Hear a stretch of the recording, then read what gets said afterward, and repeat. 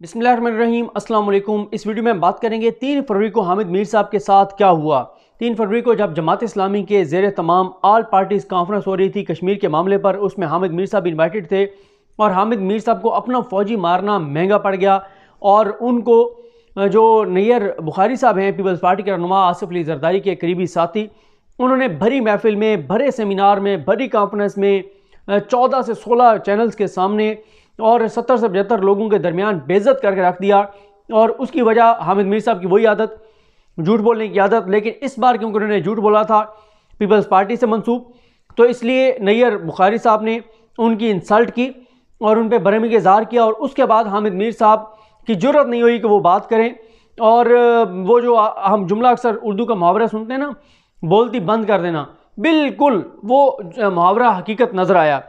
अब मैं आपको हामिद मीर साहब की तकरीर का मुकम्मल स्क्रिप्ट आपके सामने रखता हूँ कि उनकी पूरी तकरीर थी क्या, उन्होंने क्या ऐसी बातें की, उस तकरीर में क्या ऐसे इल्ज़ामात थे पीपल्स पार्टी के ऊपर जिस पर नैयर बुखारी बरहम हुए और जिस चीज़ का मलबा वो तहरीक इंसाफ और इमरान खान पर डाल रहे थे, नैयर बुखारी साहब ने एक्सेप्ट किया कि ये हमने किया है, ये क्रेडिट दे हमें, ये हमने बिल्कुल ठीक किया है। जिस चीज़ को वो बहुत बड़ा तहरीक इंसाफ की हुकूमत के खिलाफ इशू बनाकर पेश कर रहे थे, नून लीग पे उन्होंने इल्ज़ाम लगाया है। अभी तक नून लीग ने उसकी कोई तरदीद नहीं की, वो भी मैं आपके सामने रखता हूँ। और चलें शुरू करते हैं, अब तमहीद लंबी हो गई है।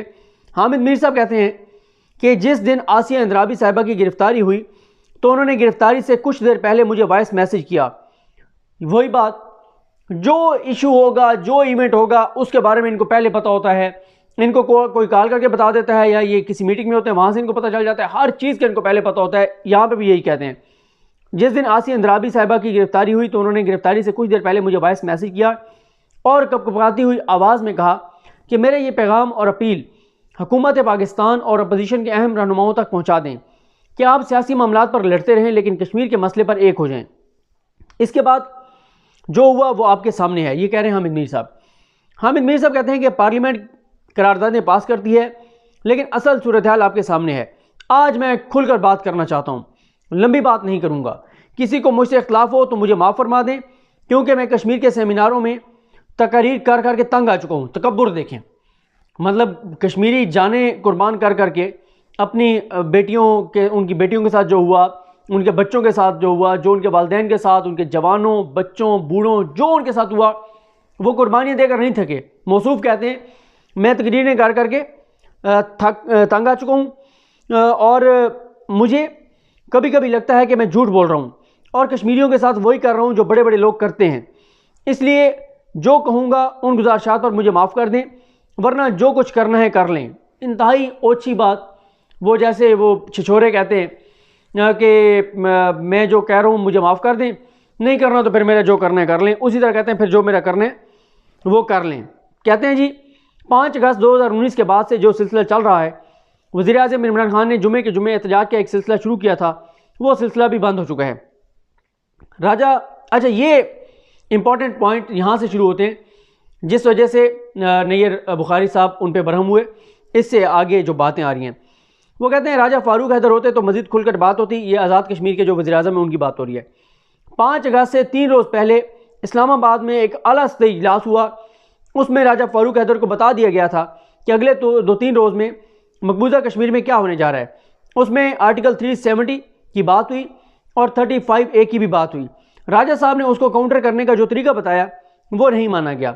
राजा साहब को चाहिए कि अब तो उनकी हुकूमत की मुद्दत भी ख़त्म होने वाली है, खुलकर बता ही दें ताकि पता चले कि इसमें कौन कौन मौजूद था, उस इजलास में कौन कौन मौजूद था, और वाज़ेह हो कि ये सब अचानक नहीं हुआ, हमें सब कुछ पहले से पता था, हमारे अरबाब इख्तियार को पता था कि क्या होने जा रहा है। जब वो हुआ तो हमारी फॉरेन पॉलिसी जिस तरह से नाकाम हुई उसका जिक्र यहाँ पर हुआ है, यानी वो कह रहे हैं इस कॉन्फ्रेंस में जिक्र हो चुका है। अब वो कहते हैं अब आ जाएं पीडीएम पर। पीडीएम ने 20 सितंबर 2020 के बाद एक आलामिया जारी किया, उसमें कश्मीर से ज़ाहिर यकजहती तो किया लेकिन गिलगित बल्तिस्तान के हवाले से एक नुक्ता ऐड किया जिससे लगा कि एक डिक्टेटेड किस्म का वादा ऐड कर रहे हैं, क्योंकि आइन का आर्टिकल 257 अक़वाम मुत्तहिदा की करारदादों के मुताबिक फ़ैसले की बात करता है। हुकूमत और अपोजिशन, यहाँ पर रुको ये बता दूँ, ये वो बात कर रहे हैं गिलगित बल्तिस्तान को सूबे की हैसियत देने के हवाले से ये बात कर रहे हैं। हुकूमत और अपोजिशन ने अक़वाम मुत्तहिदा की करारदादों की धज्जियाँ बखेर दी। PDM ने भी इंतखाबी मुहिम में यही बातें की। इमरान खान, नून लीग और पीपल्स पार्टी ने अक़वाम मुत्तहिदा की करारदादों के साथ वही किया जो दुश्मनों ने किया है, यानी भारत ने किया है। मैं इनके साथ डिबेट के लिए तैयार हूँ। इन्होंने बैरूनी दबाव की वजह से ये किया। अफसोस की बात तो यह है कि पीपल्स पार्टी तो मसला कश्मीर की पैदावार है। भुट्टो का ताशकंद एग्रीमेंट पर इख्तलाफ हुआ था अयूब खान के साथ, उन्होंने मसला कश्मीर पर पीपल्स पार्टी बनाई थी और ये फ़ख्र से कहते हैं, यानी पीपल्स पार्टी वाले फ़ख्र से कहते हैं कि हमने तो 2018 के मंशूर में कहा था कि गिलगित बल्तिस्तान को सूबा बनाएंगे। इन तीनों जमातों की यानी तहरीक इंसाफ, नून लीग और पीपल्स पार्टी की कश्मीर पॉलिसी में कोई फ़र्क नहीं है। अब आपको कश्मीर इलेक्शन में हॉर्स ट्रेडिंग नज़र आएगी। आज़ाद कश्मीर के इलेक्शन में हॉर्स ट्रेडिंग नज़र आएगी। अब आज़ाद कश्मीर को सूबा बनाने की कोशिशें शुरू होंगी। अगर ये आप करेंगे तो कश्मीर पर अक़वाम मुत्तहिदा की करारदादें कहाँ जाएंगी? सब बड़े लीडर्स आईने पाकिस्तान की खिलाफवर्जी कर रहे हैं। अब आज़ाद कश्मीर को सूबा बनाने पर इत्तफाक़ राय की कोशिश की जाएगी। यहाँ पर थोड़ी सी दरमियान में आवाज़ जो है वो सही नहीं आ रही थी, क्योंकि वो शायद लाइव स्ट्रीमिंग थी जमात इस्लामी के यूट्यूब चैनल पर, तो थोड़ा सा वो मसला था। क्योंकि वो ये भी शायद कह रहे थे कि अपोजिशन के ऊपर दबाव इसलिए डाला जा रहा है, जो मुझे लगा वो गैप में, कि अपोजिशन पर दबाव इसलिए डाला जा रहा है कि ये काम करवाने जिस काम की तरफ वो इशारा कर रहे हैं, और ये बिल्कुल झूठ है, इंतहाई झूठ है। अब मैं सख्त लफ्ज़, जिससे सख्त लफ्ज़ बकवास है, वो यूज़ करता हूँ तो मुझे लोग कहते हैं कि आपको जेब नहीं देता, आप इस तरह के अल्फाज इस्तेमाल करें। लेकिन क्या करें, ये आप बातें सुने, मतलब किस तरह भारत की ज़बान बोल रहे हैं, कैसे पाकिस्तान को और पाकिस्तान के इदारों को बदनाम कर रहे हैं, कैसे झूठ बोल बोल कर सिर्फ मसले दो ही हैं। कई बार आपको बता चुका हूँ। एक ये कि इमरान खान ने ट्विटर पर अनफॉलो क्यों किया, दूसरा ये कि इनके वालिद साहब के नाम पे जो अंडर पास था वो ख़त्म कर दिया गया। ये दो इनके मसले हैं। तीसरा इनका मसला ये है कि आसिफ अली जरदारी साहब के साथ मौलाना फजल रहमान के साथ बहुत दोस्ती है, नून लीग से भी बड़े करीबी ताल्लुकात हैं। जब वो लोग इक़्तिदार में होते थे तो इनकी मौजें होती थी, और चैनल्स के इश्तिहारात और वो सारे मामला भी एक अलग मामला है। अच्छा, वो कहते हैं जी अब आज़ाद कश्मीर को सूबा बनाने पर इत्तफाक़ राय की कोशिश की जाएगी। जैसे पहले एक मैस में जाकर गिलगित बल्तिस्तान को सूबा बनाने पर सब इत्तफाक़ कर आए थे, पार्लियामेंट की बजाय मैस में, वो आर्मी चीफ ने जो बुलाया था, ये उस तरफ इशारा करें। वो कहते हैं अब मुशर्रफ दौर का जो फार्मूला था कि लाइन ऑफ कंट्रोल को मुस्तकिल बॉर्डर मानकर ये मसले ही ख़त्म कर दिया जाए, इससे बड़ा झूठ हो नहीं सकता कि पाकिस्तान की फ़ौज चाहती है कि लाइन ऑफ कंट्रोल को जो है वो मुस्तकिल बॉर्डर मानकर और कहा जाए कि भारत की तरफ वो कश्मीर चला जाए और आज़ाद कश्मीर हम ले लें। इससे बड़ा झूठ नहीं हो सकता, बददियानती नहीं हो सकती, पाकिस्तान पर, पाकिस्तान के इदारों पर इल्ज़ाम नहीं हो सकता, और कोई मुहिब वतन पाकिस्तानी बहरहाल ये बयान नहीं दे सकता। उसकी रीज़न ये है, पाकिस्तान आज जो कुछ बर्दाश्त कर रहा है उसकी वजह कश्मीर है। पाकिस्तान, कश्मीर की वजह से पाकिस्तान ने जंगें लड़ी, कश्मीर की वजह से पाकिस्तान भारत को अपना दुश्मन कंसीडर करता है, कश्मीर की वजह से पाकिस्तान इसराइल को तस्लीम नहीं कर रहा कि अगर हम इसराइल को तस्लीम कर लेंगे फिर हम कश्मीर पे हम कैसे कहेंगे कि हमारा हक बनता है, फ़लस्तीन की हम कैसे बात करेंगे, ये सारी चीज़ें। फिर कहते हैं जनाब वो कि इस पर PDM की एक बहुत ही अहम जमात के बैकडोर राब्ते अब तक तो नाकाम हैं। वो कहते हैं कि कुछ ताकतवर हलकों के साथ, इशारा है फ़ौज की तरफ, कि फ़ौज के साथ PDM की एक बहुत ही अहम जमात के बैकडोर राब्ते अब तक तो नाकाम है।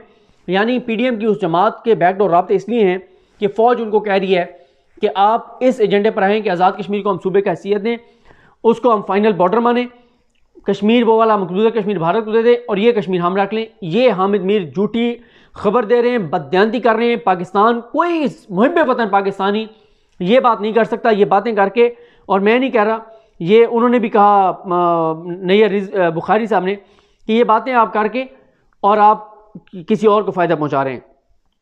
अच्छा, फिर कहते हैं कि दोबारा यही सुन लें, इस पर PDM की एक बहुत अहम जमात के बैकडोर राब्ते अब तक तो नाकाम है। उस जमात ने मानने से इनकार कर दिया है और इसलिए फड्डा बड़ा शदीद हो गया है।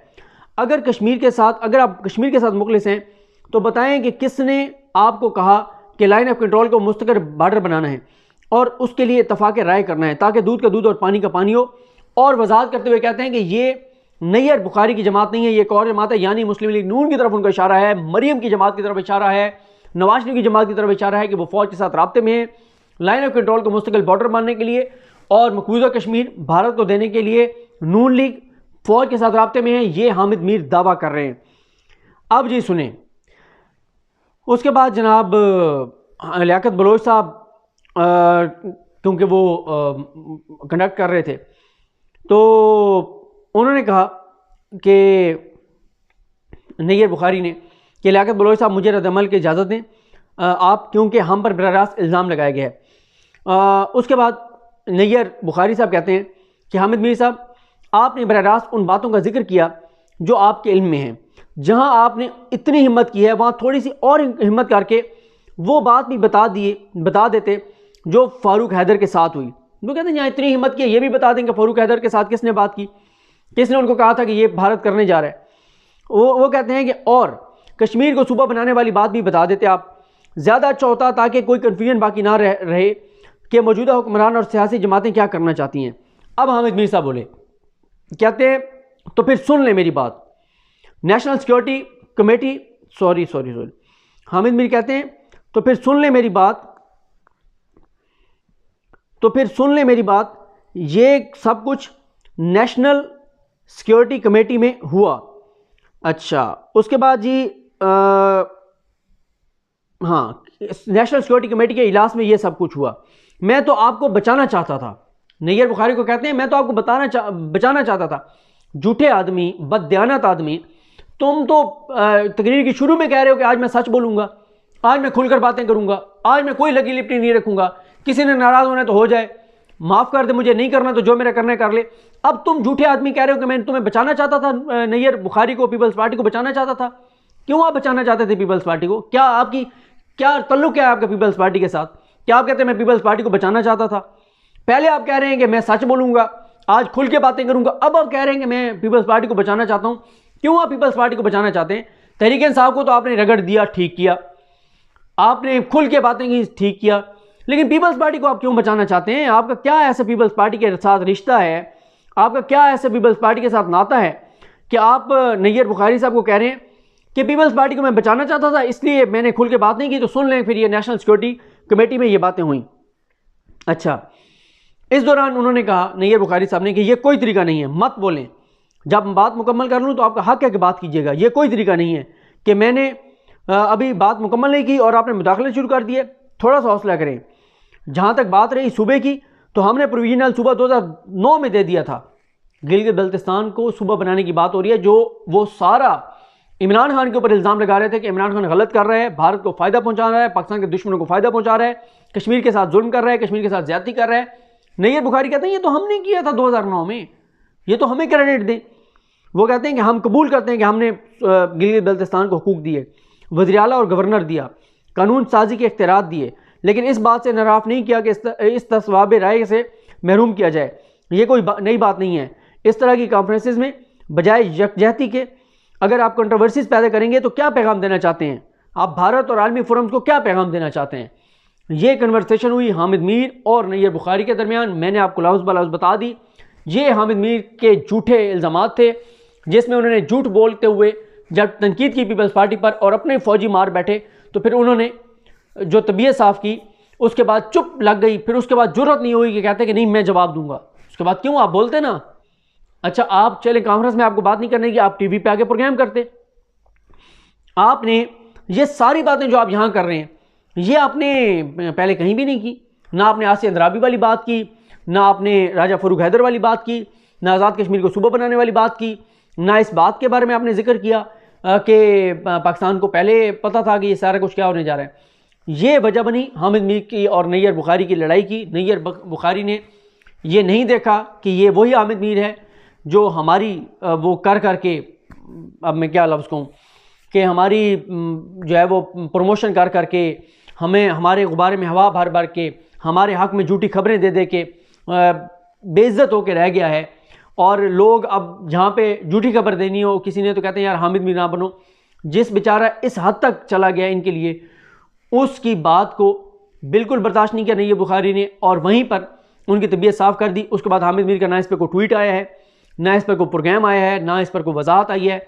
अब उनको जुर्रत करनी चाहिए। एक तो आसिया अंद्राबी का ऑडियो मैसेज सुनाना चाहिए जो उन्होंने व्हाट्सएप किया। दूसरा, उस वक्त उन्होंने क्या ये हुकूमत को ये पैगाम दिया था। तीसरा, ये सारी बातें जो अब वो कर रहे हैं, ये पहले क्यों नहीं बताई? ये मैंने कहा आपके सामने रखूं, लड़ाई की वजूहात, उनकी तकरीर का पूरा स्क्रिप्ट और उनका झूठ, उनकी बददियानती, ये सारे मामलात हैं। मुझे अपनी दुआ में याद रखें। अल्लाह करीम हम सब का हामी नासरो। अल्लाह हाफ़िज़।